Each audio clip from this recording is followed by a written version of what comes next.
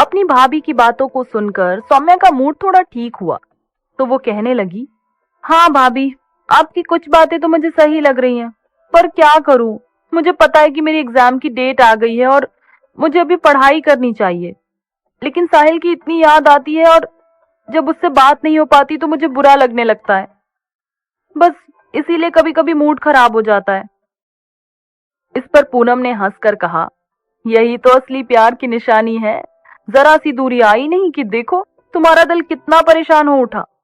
पर इस समय तुम्हें साहिल से अपना ध्यान हटाकर अपनी पढ़ाई पर लगाना चाहिए, क्योंकि जितना जरूरी साहिल का आगे बढ़ना है उतना ही जरूरी तेरा अभी अपनी पढ़ाई पर ध्यान देना है। अगर अभी पढ़ाई से मन हटा लेगी तो ग्रेजुएशन कैसे कंप्लीट कर पाएगी? इसलिए सब कुछ छोड़कर सिर्फ और सिर्फ अपनी पढ़ाई पर ध्यान दे। और जब तुझे लगे कि तू परेशान हो रही है तो मुझसे या फिर वैशाली से बात कर लिया कर। वैशाली का नाम सुनकर सौम्या बोली, वैशाली से तो मेरी ज्यादा बात ही नहीं हो पाती है। कॉलेज जाना, घर आना, वहीं बस जितनी बात हो पाती है उतनी हो जाती है। उसमें भी वो सारा टाइम विनय की बातें करती रहती है। सुनकर पूनम को हंसी आ गई। वो बोली, इसमें क्या बात है? तू भी तो पहले साहिल की बातें किया करती थी। और वैशाली विनय का तो ये भी नहीं पता कि वो दोनों आगे कब तक साथ रहें। अच्छा ये सब बातें छोड़, ये बता विनय की जॉब कैसी चल रही है? वो रोज बातें कर पाता है वैशाली से? उसकी भी तो अभी नई नई जॉब लगी है।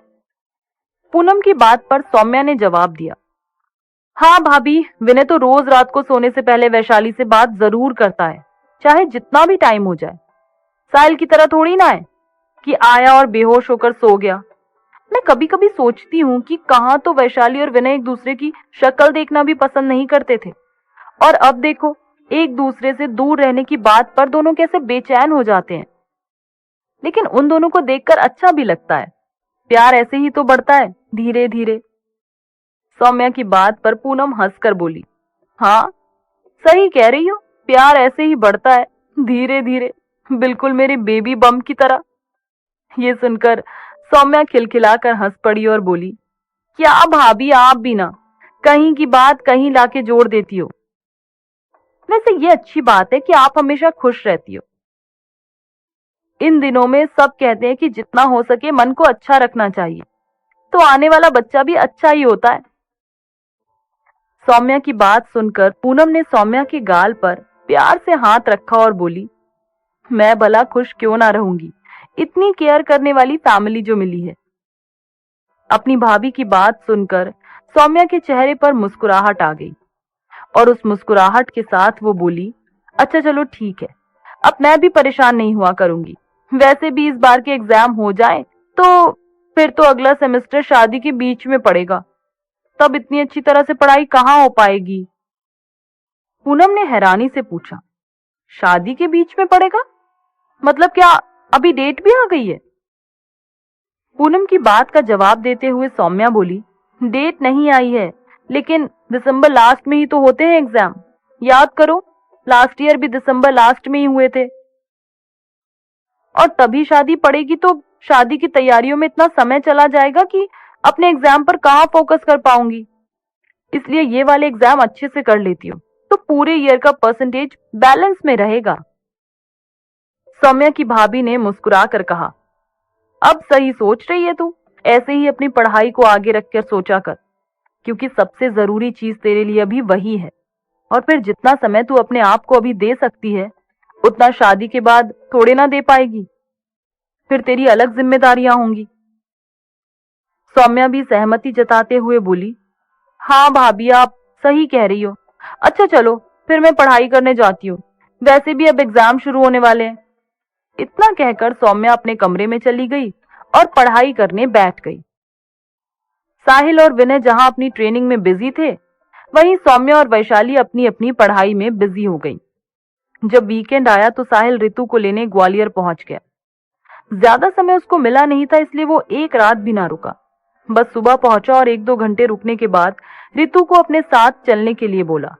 रितु तो पहले ही सारी तैयारियां कर चुकी थी और साहिल के इंतजार में ही थी, इसलिए वो फटाफट चलने को तैयार हो गई।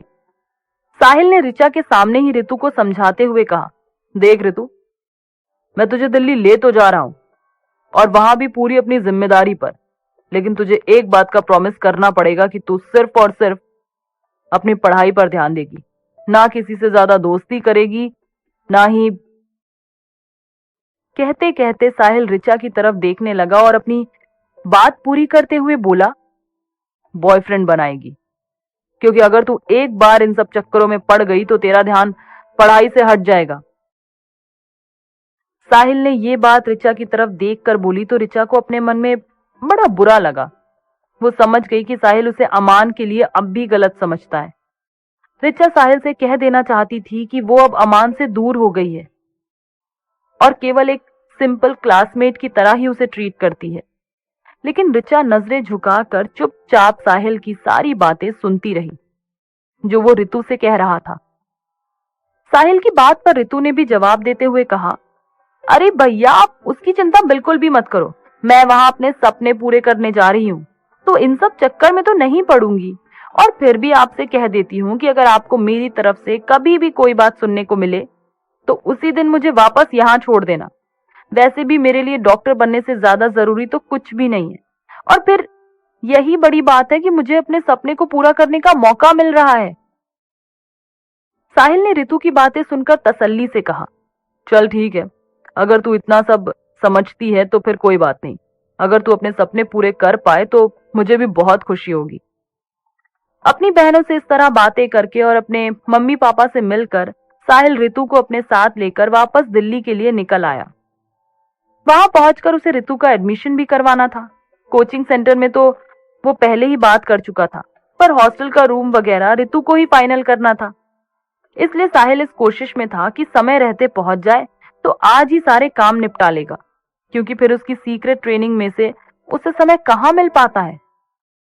लेकिन साहिल के मन में ये चिंता भी थी कि कहीं ऋतु को पता न चल जाए कि साहिल करता क्या है। उसके डिपार्टमेंट में ये बताने की बिल्कुल परमिशन नहीं थी। अब आगे दिल्ली पहुंचकर क्या ऋतु साहिल की जॉब की सच्चाई जान लेगी?